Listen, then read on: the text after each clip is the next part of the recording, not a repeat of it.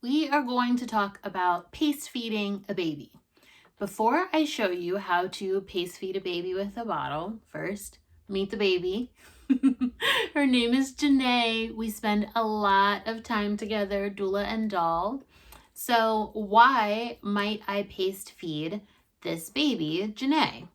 So when we think about bottle feeding, there are a few different ways that we might do it. So we might be exclusively feeding a baby from a bottle. You could do this either with formula or it could be pumped milk. And if we are using pumped milk in particular, then sometimes we're going back and forth from bottle to breast. And so in this case, we wouldn't be feeding the child exclusively from a bottle. We would also want to be able to nurse the child sometimes. This happens a lot when you're co-parenting, right?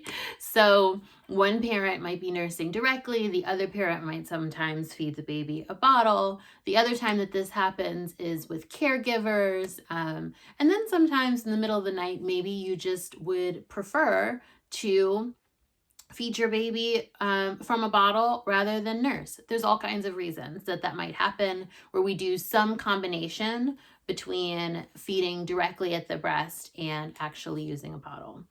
If we are going back and forth, this is a particularly useful time to consider pace feeding the baby when the baby is eating from the bottle.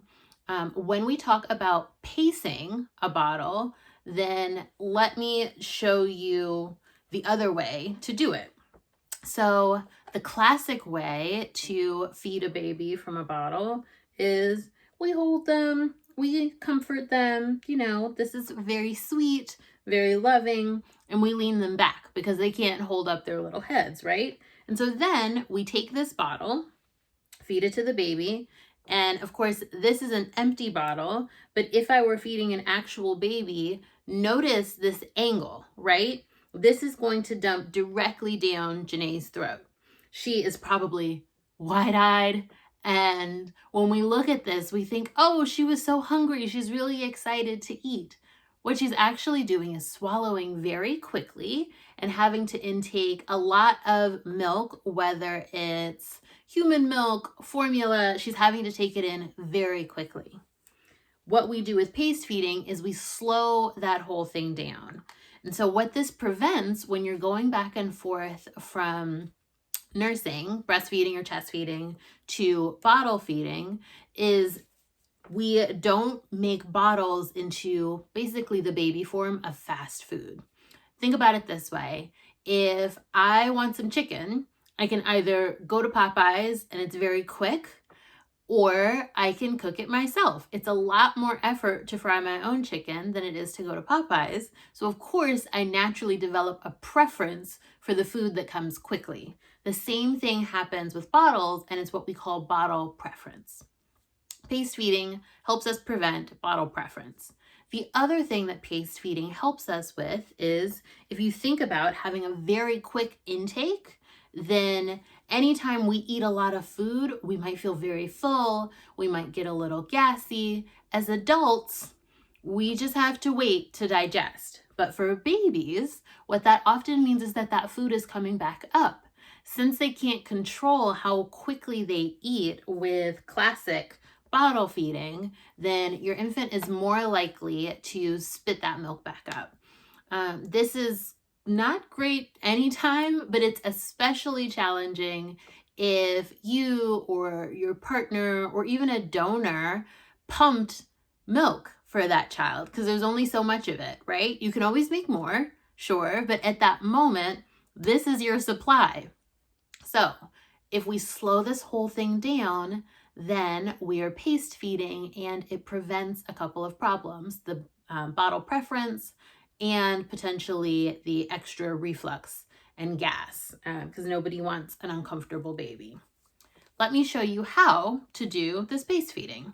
So the bottle that I have here is a Dr. Brown's, and I'm going to show you the first trick to pace feeding on this Dr. Brown's bottle. Every bottle that you would buy from Amazon or Target or Bye Bye Baby, any of your baby stores is going to have a size for nipples. You can buy nipples in different sizes. This is a 1. Dr. Brown's also comes in smaller sizes like a 0. And it comes in bigger sizes. Bottle companies will often tell you to increase the size as the baby gets older. The first trick to pace feeding and slowing things down is that you never need to do that. If your baby can suck and is eating from this bottle, they are only going to get better at that as time goes on. So there's really no need to increase the flow. What I mean when I say increase the flow is if I were to run water through this, it would drip at a certain rate. If I were to run water through a size 2 nipple instead of a size 1, it would come through faster. Remember, we're trying to slow this whole thing down. So we continue to use small nipples throughout the time that the baby is drinking from a bottle. The next thing that we do in order to pace feed has to do with the baby's positioning. So instead of lying all the way back like this, where we have to dump food down their throat, we sit them up just a bit. This is still very comfy and cozy for Janae. She would be warm if she was a real baby. I mean, she'd also have on a diaper. Right?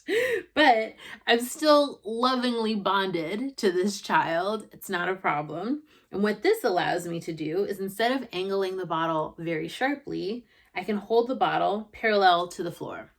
When you hold the bottle parallel to the floor, then this nipple will only fill about halfway with milk in most instances. This is the case no matter what kind of bottle you're using. So even if you're using a bottle with a larger nipple that maybe mimics the shape of human breast tissue, it still works.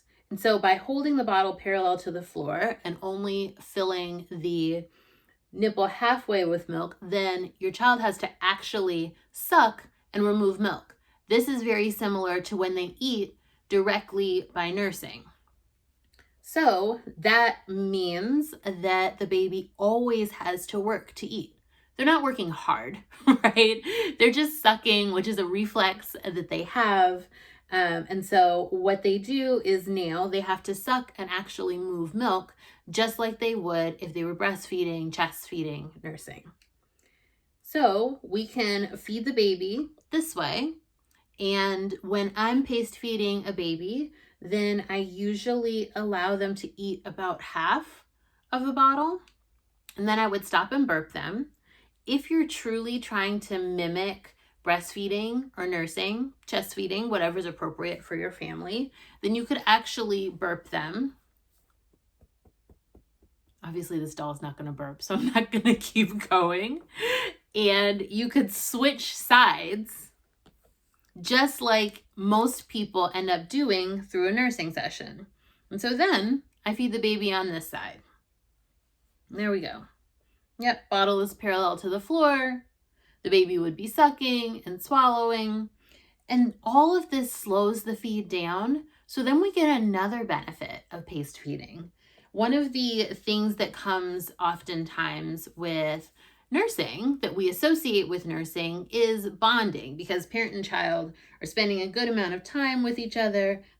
They often gaze lovingly upon one another. Yay, bonding, we love it. By paced feeding and slowing things down, we have to pay attention to the baby. And so we create this opportunity for bonding. When you're doing this, what you'll notice is just like when a baby is nursing, they might actually stop sucking at some point. And so with paced feeding, babies tend to get full and then stop rather than overfilling and spitting milk back up. This is paced feeding, and it's worth it because remember, it benefits you both by preventing bottle preference and by decreasing the amount of milk, whether it's human milk or formula, that your baby spits back up. It's good for everybody.